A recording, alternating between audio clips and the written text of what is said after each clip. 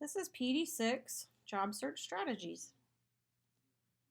A lot of people just informally jump into the job search. Sometimes this works, but I've also seen it be the downfall to many job searches. Be strategic, set goals, and track your actions and progress by establishing a plan. Searching for jobs can be painful, or at the very least uncomfortable. It's not a task people often enthusiastically jump into and stay equally motivated about over the course of time. So, for a lot of people, that means the job search gets pushed back to tomorrow. And remember, tomorrow never actually comes. It is so easy to look back over the past month or even semester and say, oops, guess I didn't do as much as I should have. To avoid this, Job Search Strategy suggests scheduling specific and regular times to actually participate in the job search process.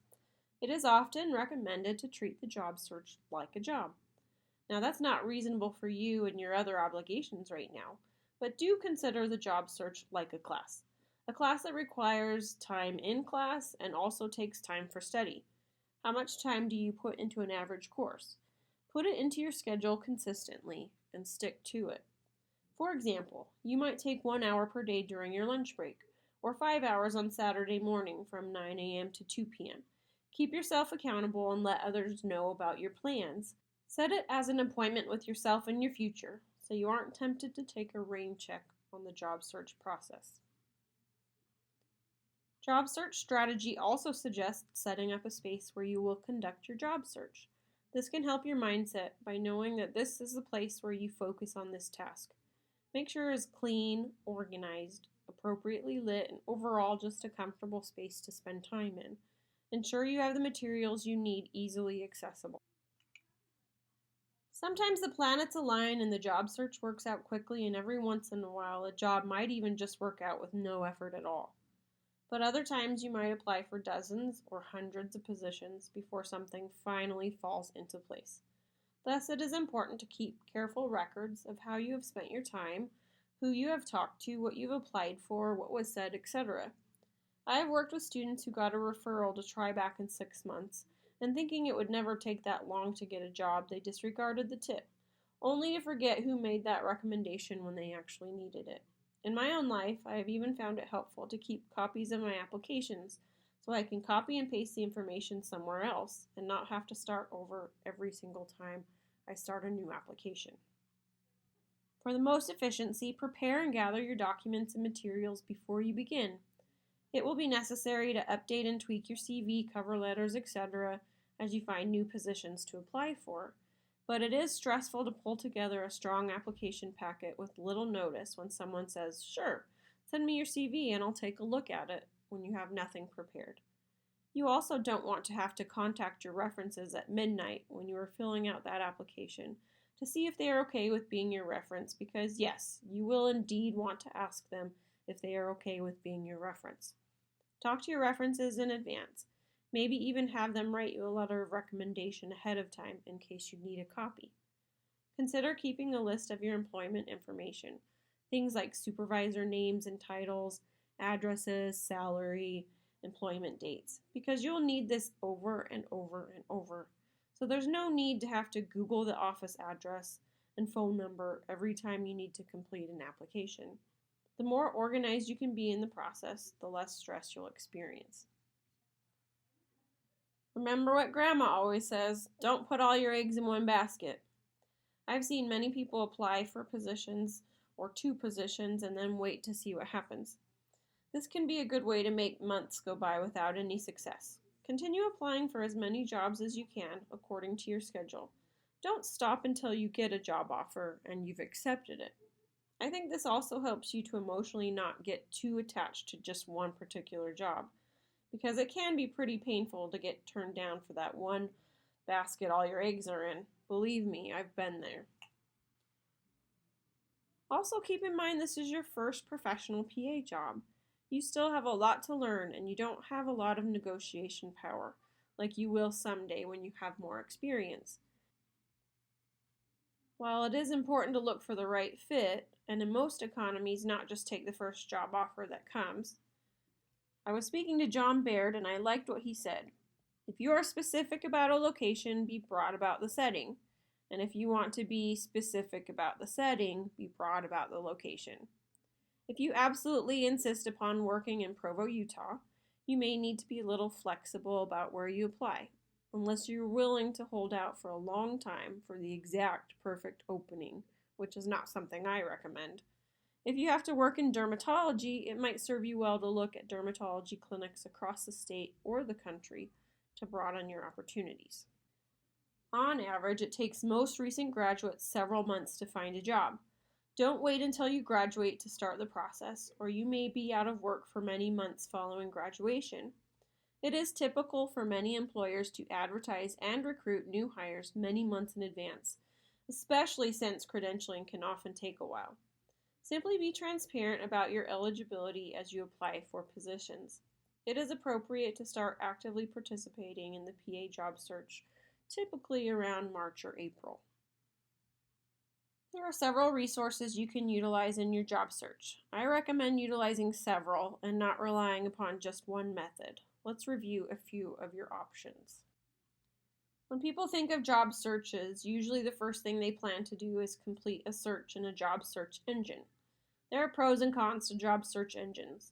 Some of the pros include that they're easy to use, accessible, you don't have to get outside of your comfort zone, there are access to lots of jobs from all over, and you can get a sense for who's hiring, what types of positions are open, and an overall view of the job market. The cons are that you are often competing against dozens, hundreds, or thousands of people. Sometimes computer algorithms will screen you out even though you might be the perfect applicant, and it can be hard to seem as valuable as you really are because it's easy to get lost in a stack of CVs. Indeed, ZipRecruiter and Monster.com are popular examples of job search engines. It might be helpful for you to make a connection with a recruiter, like the people at Physician Assistant Solutions or Merritt Hawkins as an example. It can be as easy as creating an account online with their groups. Recruiters can help match you to openings that may not be on your radar. It can also be a nice long-term solution to have recruiters reach out with opportunities that might prompt you to change your job when you're already working somewhere. Keep in mind that recruiters are paid a commission, so do your own due diligence to ensure any of their recommendations are a good fit for you and that you aren't just taking a role that someone else is getting paid for you to take. Often professional associations have job boards or newsletters. The Utah Academy of Physician Assistants has one, and so does AAPA and most other professional PA associations, particularly through different states. You can even consider associations for specialties, like the job board listed here through the American Academy of Child and Adolescent Psychiatry. Sometimes you have to be a paid member of a group in order to access their postings, as it serves as an added benefit for joining their association. Also consider reaching out to alumni services offered by the Career Services Department at your undergraduate university. They often have free or low-cost access to career services, including job boards only for students and alumni of that school, and access to alumni networks. Often going to a specific website for the organization you are interested in is the best way to access job openings. In fact, some employers don't post their jobs anywhere except for their own website. And finally, networking. The strategy everyone has heard about but never actually plans to use, in my observation, because it's uncomfortable. It is my hope that by the end of PD6 you will be fully invested in using networking in your next job search. If you're uncomfortable and nervous about networking, try it out as an experiment. Test it and see if it works. Informally let it be known to almost anyone that you are searching for a job. Maybe the guy on the airplane you sit next to, or mention it on Facebook. When you see that old friend and they ask what you've been up to, that's a great opening. Or when your great-great-aunt Mildred sees you at Thanksgiving, bring it up. You never know who knows someone, and you never know who might get back to you in the future with a lead. My mom once told me, never turn down a social event. You never know who might be there.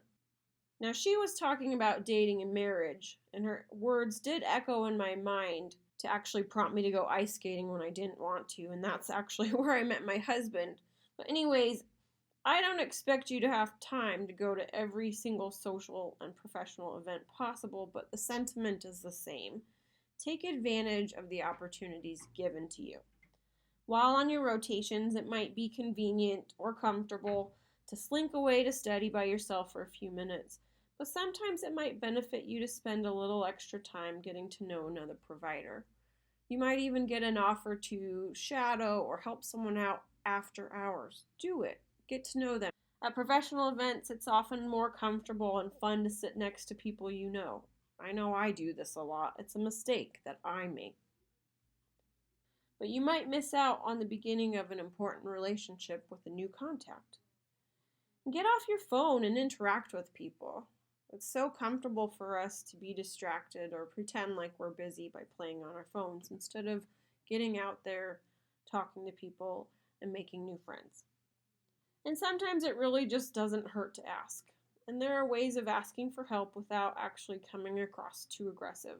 And we'll talk more about strategies on how to do this during the networking screencast. In the job search, try something new and uncomfortable and see where it takes you. This semester, we'll be reading segments from the book, Can I Wear My Nose Ring to the Interview? You're expected to read 100% of the assigned chapters and will be graded on doing so. Your current assignment is to read Chapter 1 in the Nose Ring book and submit a percentage of how much of the chapter you actually read. I hope you have found this helpful, and I look forward to participating in this career journey with you.